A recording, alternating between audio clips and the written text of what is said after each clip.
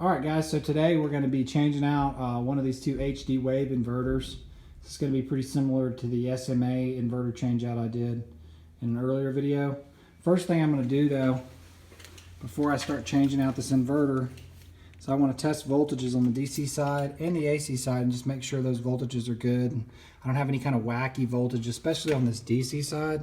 I have seen instances where the microinverters, one of them will fail open and be passing through high voltage, and that could be potentially dangerous, so I want to make sure I don't have any high voltage there. Alright, so I've got my meter on DC, that's the dash and the dotted line, and you can see I'm getting 11.1 volts on the first string. I'll come in here, test the second set of conductors, and doesn't look like I'm getting any. Oh, there it is. Okay, so it's 11.1 volts on that one. So that's good. And then I'm going to check AC voltage. Go ahead and check that. So now I'm on AC. That was AC amps. There's AC volts. Squiggly line. And I'm going to just make sure I got 240. Breaker is in the off position. So we got 240. We'll turn it off. Now it's off. And I just want to do that for safety too, make sure everything's off before we start working on it. So now we're going to pull this inverter off the wall and put the other one up. So on these terminals right here, you push something in, and when you push your screwdriver in, that gets it to release. So can't really film and do it, but you'll see how it's done if you start messing with it. I have kind of a partner. But he's that thing is just hard to... Alright, so once you get both of the sets of wires disconnected, and I typically am going to tape up anything I think could ever somehow be hot, even though I know it's not hot. Then you just pull the conduits loose, and we change this inverter out. Alright, so once you get the inverter totally loose, it just lifts off these brackets. You got to take a little screw out right there, but not a heavy inverter, so I'm going to pull it off. I'm going to change it out for the other one. Okay, so here's the new inverter, and it does not have a screen, which I don't really like the monitoring dependent stuff. I don't like monitoring. If you guys have watched my videos, you've heard me fuss about it. But look, shout out to the IMO, just in case you were wondering if there's an IMO inside of this box. There is, and there's IMO jumpers. Those are those little jumpers, and I just love that, man. Love IMO. Tempting to steal this switch. This little DC switch. It's the SI16 BMDC64R2H plus X95Q. So, and then, but anyway, yeah, I don't love screenless inverters, but that's what we got here, so.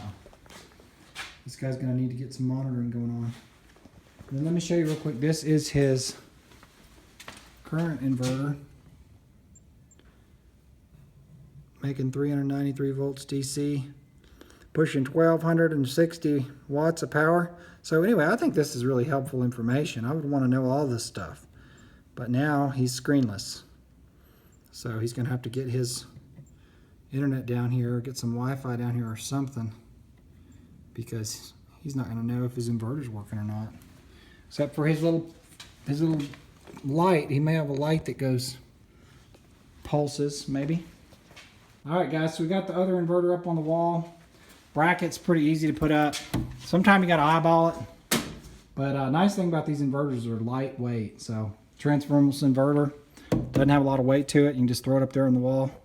Now I got to put a couple of holes in the side of the inverter for my conduits. I'm going to be using these Milwaukee thin wall hole saws. I love these hole saws. They're super quick. They fit in your impact or your drill. They make a nice clean cut, and they're very affordable.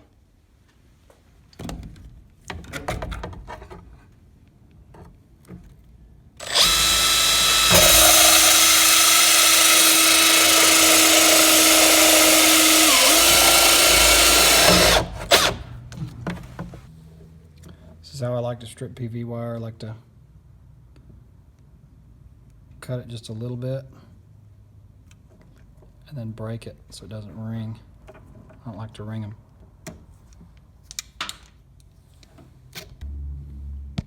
All right, so this one's being really weird, folks.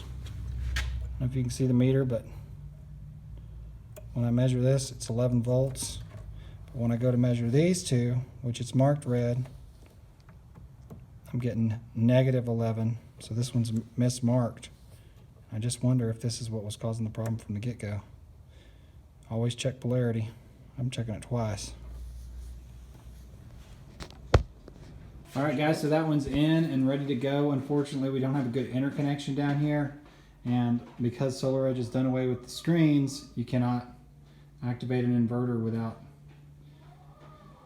the set app. So kind of a pain in the butt, but when the internet gets better down here, we've got a little weather problem right now, but when it gets clear, he's gonna activate it. So not a really difficult thing to do if you just pay attention to what you're doing.